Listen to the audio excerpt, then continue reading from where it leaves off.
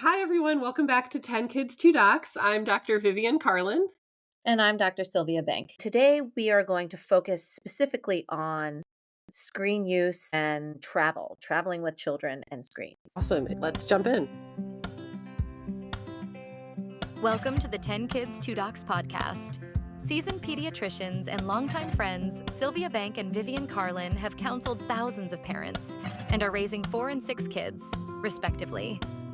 Join these doctor moms as they incorporate fun and their combined wisdom and experience to share parenting insights for all moms looking for practical and trustworthy guidance. Please note that this podcast is not intended to be a substitute for professional medical advice, diagnosis, or treatment from your doctor. The topic and this idea came up based on a segment on the Today Show where they were highlighting just this very topic. And I'm just going to play the clip from the Today Show previewing our topic today. Says to that woman, "Excuse me, could you please ask your child not to play with the iPad because my child is not allowed to have an iPad on a plane. So could you not make my child feel bad? Want that?" The mother said, "No, I will not. My child, this is traveling. We're just surviving. My child is allowed to use the iPad." So I think this was what kind of sparked our idea of doing an episode on this based on this discussion on the Today Show, having iPad on the airplane like these people or traveling and screen use during travel. So why don't we start off by talking about our own personal experiences as moms with this topic? And why don't you begin, Vivian, by telling me your experiences? Okay, yes. I have lots and lots of stories about screens and travel. As you know, Sylvia, we did a ton of road tripping with our kids. When I had fewer kids, when I was younger and probably had more energy, I feel like I look back on myself and I think I was very creative with our time in the car. They were listening to audiobooks or doing creative things in the car or interacting with each other and talking to me. And it was all really glorious and beautiful. Okay. And so then fast forward a few years and I now have 6 children. And this is, I feel like, a very big turning point in my parenting and screens and travel. So, as I mentioned before, my youngest 2 are adopted. When we got my daughter, she was almost 2. And from the beginning, she would cry in the car. I don't know what it was. If it was some motion sickness, I didn't see signs of that. If it was the being strapped in, I don't know what it was, but it was so irritating to her that we just knew she was going to cry. Eventually that resolved. A year or so after that, Eric and I decided to take some of our children to Virginia to visit his brother and his family. Right. So it's Eric and I and my 8-year-old son and my now 2-year-old and 1-year-old. And we go and we visit them over Easter. And then Eric stays to work and I'm flying back alone with my 3 children. And we got on that flight and I put my 2-year-old, who is this daughter who initially I remember had trouble riding in the car. I put her in her car seat and she starts crying and I'm trying to console her while holding my 1-year-old. I'm like, okay, let's just get past takeoff. And she's escalating and crying. And to make a long story short, she literally screamed the entire 2.5-hour flight.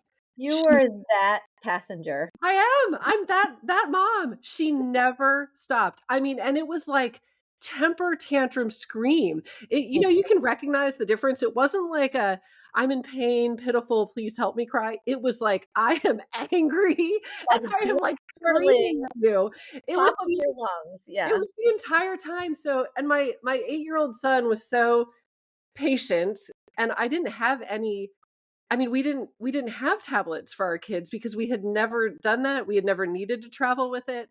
I wasn't in any way prepared for this. And I remember that plane landed and I literally in my mind calculated, if I just leave our checked bags and come back to the airport and pick them up, can I just get to the car and never have to face these other passengers again? I'm sure every passenger on that plane was very irritated with your daughter's crying and probably also had a lot of sympathy for you, right? Well, I mean, I think there were probably some that had sympathy for me, but there were probably some that were like, this Lady. mom cannot control her children. Lady, stop your child from crying. Seriously. I mean, and I Like, I mean, literally, it was the entire time, and I was so embarrassed to go to baggage claim because it was pretty obvious who it was. So I did collect the baggage. I Right. faced my fears. It sounds like a pivotal moment in parenting. Yes, It yes. sounds like an unbearable moment, as a mom and a pediatrician, just thinking and putting myself in your shoes for those 2.5 hours. Yes. Ugh, that's one you're not gonna forget, right? Okay, tell me about your travel and screen, Sylvia. Sure. So I similarly to you in the beginning, really tried to plan out the screen time, to try to keep it at a minimum. We actually even had that old school DVD Mm, player where, we kind of like decided what we were going to watch, put it on, but not watch the entire time, because it was very right. allocated thing. And then I also had like a series of old devices. So there were I have 4 kids, they each have their own, handheld device, one of the hand-me-downs, playing their one individual game, and then it was a timer cycling. So every 15 minutes, they would have to stop their game, trade devices, you know, Oh, and then they would give it up, and then they would pass it on and get another one and then play. And in my mind as a parent who's trying to limit screens, they're not getting obsessed with one thing. right, right. They have to end.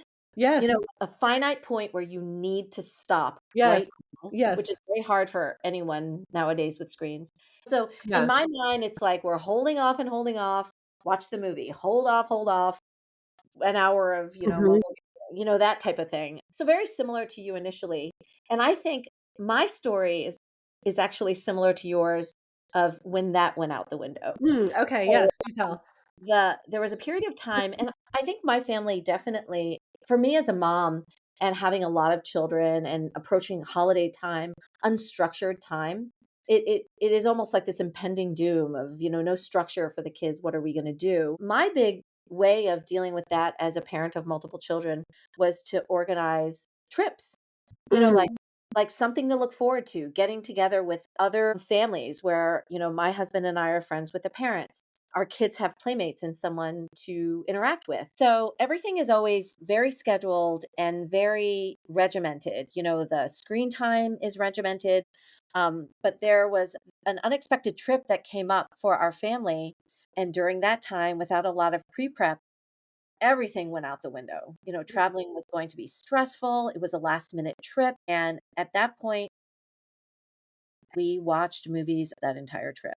So, I think the best plan to keep screens at a minimum is great, but knowing and understanding that situations come up where you just have to do what you have to do to reduce stress and get the trip done. yes, and I remember that trip, Sylvia, and I just want to point out when you say that you did it on very little time, you actually drove 24 hours basically straight, right? Like, you did not stop. You just Yeah, went straight through from Maryland to Colorado. it was a straight trip where my husband and I traded off sleeping while the other one was driving, and all tricks were pulled to get that trip done. We literally just watched screens the entire trip. That moment where it's like, okay, we need to make this happen, and our previous plans are out the window. And honestly, we got there. You're like, "Hey, I could get used to this." No, I think that is that one of my most memorable screen travel Mhm. experiences. Well You have so many trips, Vivian. I'm sure you have another well experience with well, screens. I will say that I think after that one plane trip, we did do another road trip because we would road trip every summer somewhere generally, and I pre-planned that one, and I think gosh, I mean, I think at that point I had bought multiple DVD players, which we still have actually. I love those things. You still use it? Yes, I still hack them for road trips because it's like a very forced intentionality of this is what I'm going to do, and it's not quite as stimulating as a handheld gaming device that is what everybody most wants. At Right. any rate, all that to say, I remember for that particular child Everybody knew she had her headphones, she had her own device, and we positioned her in our passenger van all the way in the back corner, and she traveled that whole way like a champ. And I felt like a rock star. I was Mhm. like, I have solved our travel problem. She gets the corner, she gets an extra seat next to her that's like her own space to put her stuffed animals or whatever. And she gets a device that she knows how to operate. I mean, she was, gosh, at this point, 3, and she did great. And I'm Mhm. like, "Oh my gosh, it was that simple. Right, Done. So right. worth it." Every single person on that flight from Virginia to Texas would have appreciated that setup, right? Right, right, right, right. And I mean, we're now, a decade later, and she is a great traveler. Right. Road trips, she has flown a couple times, and she does fabulous. Mhm. Manages her own things. She does not have to be on screens the whole time. In fact, I have a photo from 6 months ago where we were on Southwest, and she and my one of my sons were in the row in front of me, and I looked over to check on them, and they were playing chess with an actual chessboard. And I took a photo so that I would remember how far we've come, because I was so touched, not only that they were choosing to play chess and one of them packed the chessboard and they're doing this together, but just thinking about her. This is what she was choosing to do. She did not need to be on a screen at that point. So it was just what we needed to do to get through that season of life. Yeah. And I also want to highlight, and I think I briefly touched on this, but I want to be more explicit about it. Travel in general is stressful for any family and parents. Absolutely. And the reason why we travel is multifactorial. One, you know, family get togethers, having grandparents or aunts Mhm. and uncles see cousins see each other, that pull of wanting family to be together. Sometimes parents also have they traveled a lot as, before they had children or when they were single, and traveling is a major part of their recreation and enjoyment, Right. and so there's a lot of benefits of traveling, but as we describe traveling as parents or traveling with Mhm. children, it can be one of the most stressful times for parents to achieve that family get together or that enjoyment that they're looking for in A- travel. Absolutely. Yeah. So I think we should transition to just general guidance on screens and travel.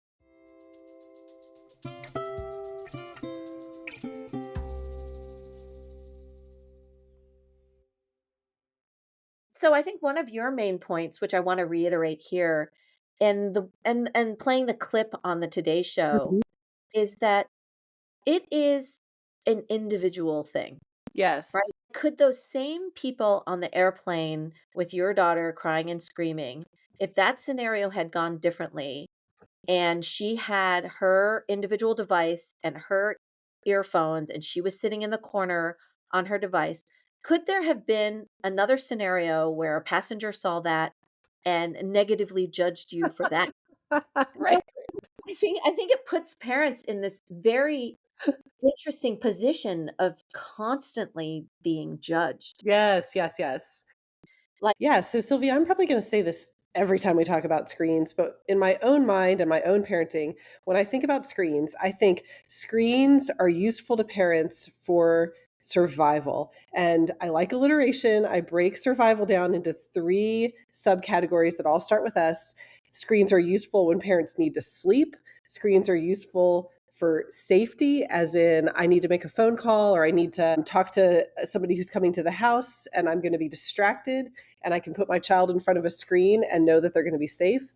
And screens are useful for sanity. So, had I had a screen on the plane when I was ill prepared with my daughter, it would have been beneficial for my sanity and the sanity of all of those people around me. And they even reference that the mom says, "Hey, we're just trying to survive," right?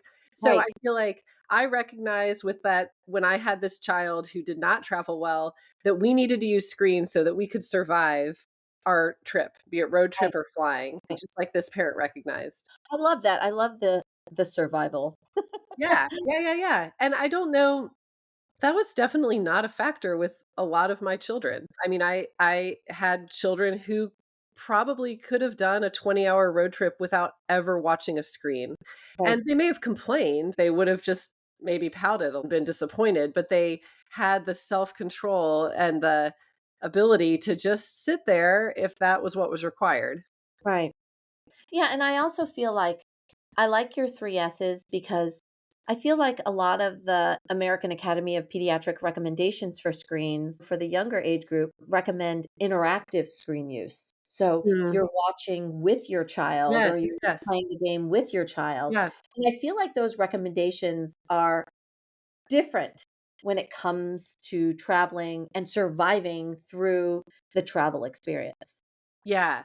Mm. Yeah, yeah. So I've been toying around with this analogy in my mind, but I kind of think of when you're traveling, okay, you've got to think about this individual child, and then Mhm. you've got to think about your own personal stress with traveling. And so I kind of imagine in my mind you're like working with different fractions and you're trying to find the least common denominator, right? So you've got your child's fraction of how well or not well do they travel. You've got your own fraction of like, how well or not well do you travel, and then you're going to use the screen to find the multiple to get to the least common denominator, right?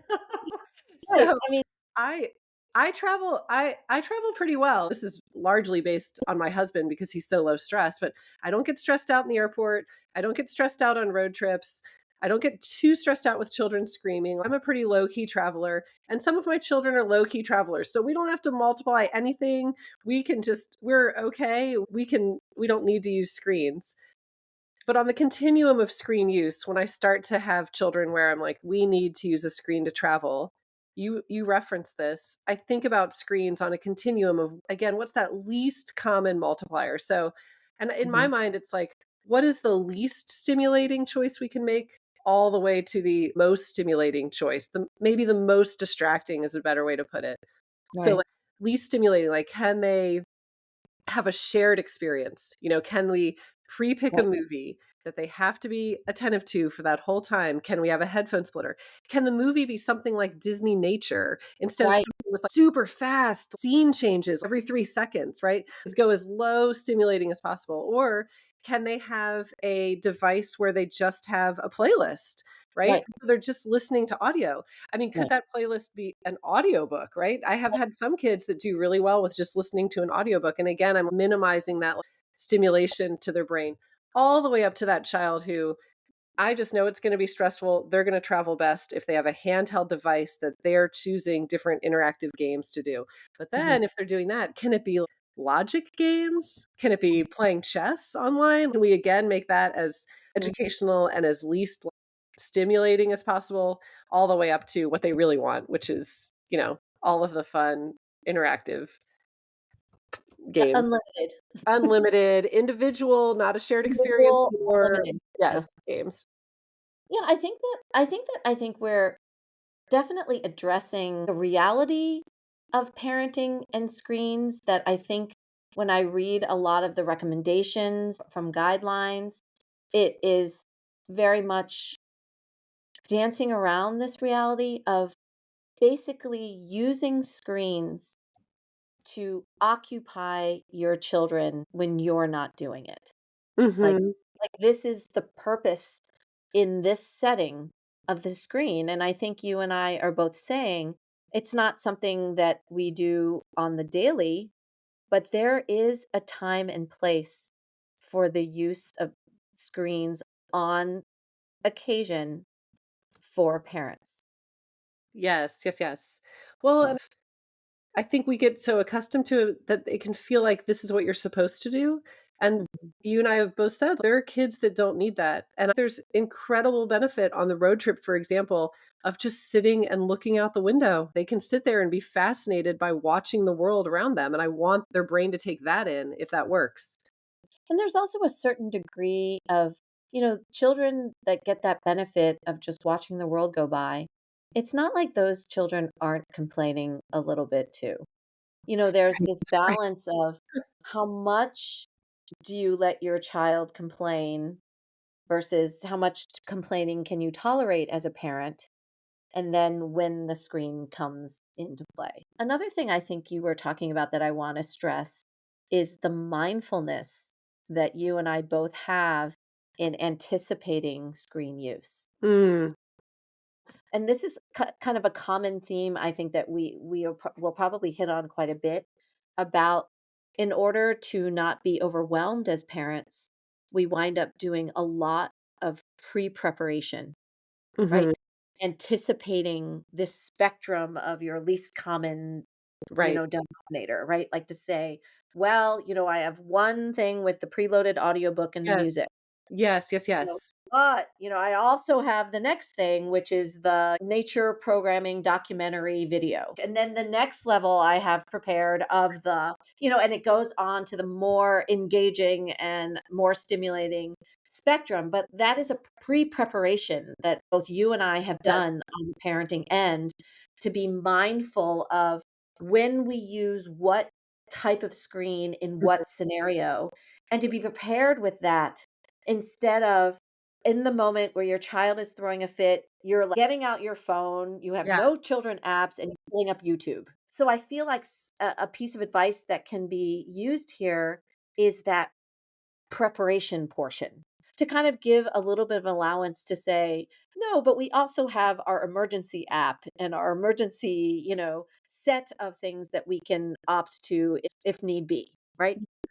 Okay, in summary, Sylvia, as I think about what we've said, I think of three concluding points. First of all, every child is going to be different in this respect and have different needs. So there are going to be some children that will travel fabulously with no screens. And in that case, parents should feel the freedom and be encouraged to not use screens. There's going to be other children that are going to travel miserably and make everybody around them miserable without screens. And in that case, parents should feel the freedom to use screens as much as you need and feel like you're doing really well that you've enabled your family to travel again. The second point I would say is intentionality. You discussed this as pre-planning. Mhm. I use that term like least common multiple. What is the least stimulating, least isolating thing we can do with a screen to make travel still manageable? So if I can get my children to agree on a movie and watch it together with a headphone splitter, then that's success. Let me pre-think what's going to work to give them some screen option that will make travel manageable as well. And then I think the third point is that in all of this, there needs to be fluidity. So we're going to make rules that we think work.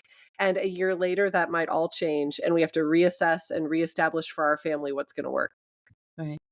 And I think also the removement of judgment of other parents and how they utilize screens at this moment, because traveling is a very public thing. You see how other parents interact and families, what they do and what they watch and what they utilize, and to be mindful that everyone is making the best decisions for their own families.